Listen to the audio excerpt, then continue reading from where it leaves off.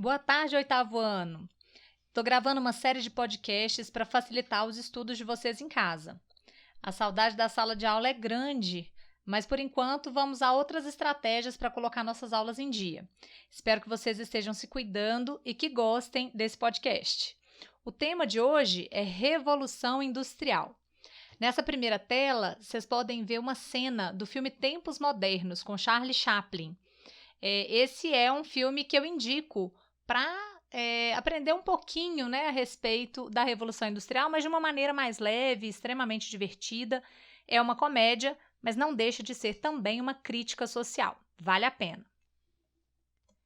A gente vai começar diferenciando os modelos de produção, né, mas de uma maneira bem básica.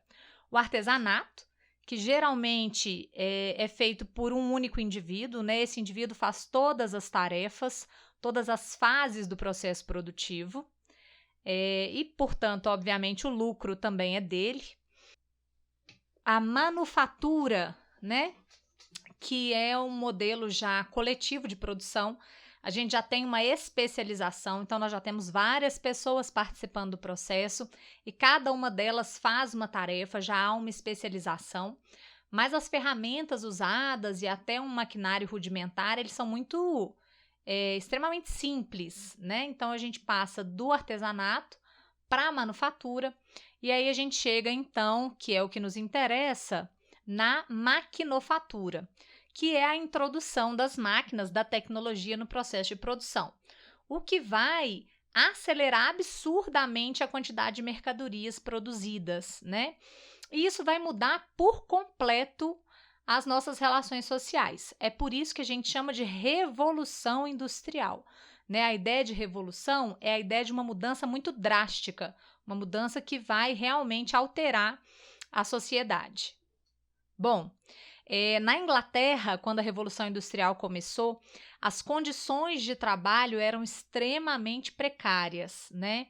Então, as pessoas trabalhavam longas jornadas, havia trabalho infantil, trabalho feminino exaustivo, né? Fazendo tarefas exaustivas, repetitivas. Não haviam leis que pudessem defender os direitos dos trabalhadores. Nessas imagens a gente consegue ver algumas fotografias da Inglaterra no período da Revolução Industrial e a gente nota o trabalho infantil, né, nessas diversas imagens, o que hoje obviamente é considerado ilegal. Bom, a Revolução Industrial trouxe uma série de consequências, né? As ambientais estão entre as mais graves. Então, a gente vai ter a questão da poluição, a gente vai ter, querendo ou não, a questão do desmatamento de áreas para a construção das próprias indústrias, ou então até para a produção de matéria-prima que vai ser usada nessas indústrias.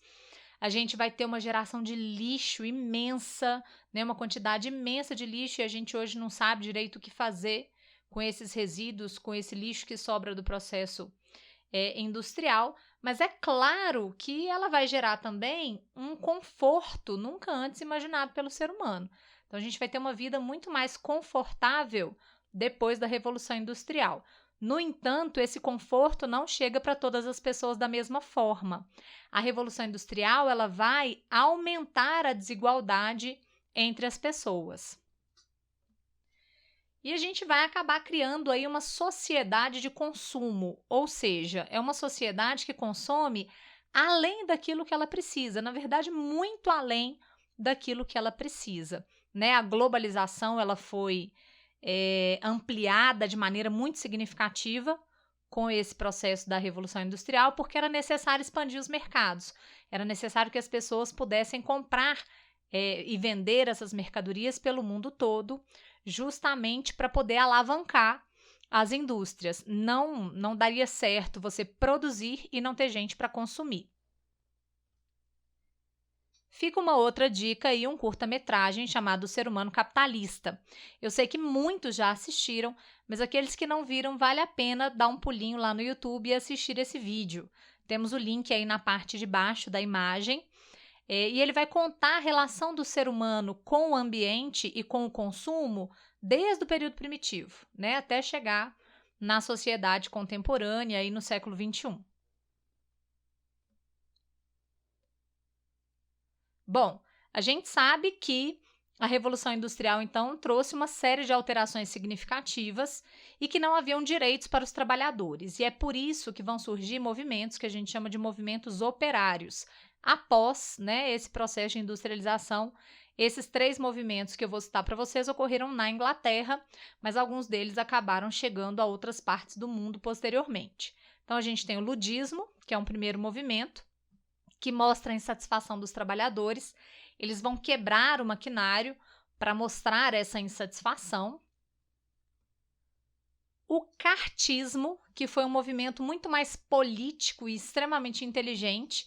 Então, houveram manifestações na Inglaterra e como consequência dessas manifestações, eles criaram um documento chamado Carta ao Povo, e por isso o nome do movimento, o movimento se chamou cartismo.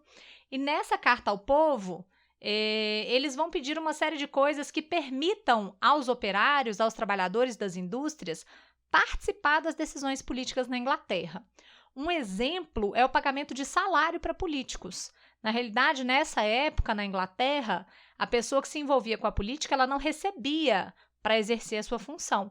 E é por isso que só pessoas que já eram ricas, que já tinham uma situação econômica muito boa, é que faziam parte da política inglesa. Então, eram os ricos governando para os ricos. E esse pedido de salário acabou permitindo, né, mais tarde, que na Inglaterra essas pessoas fizessem parte da política e lutassem pelos seus direitos.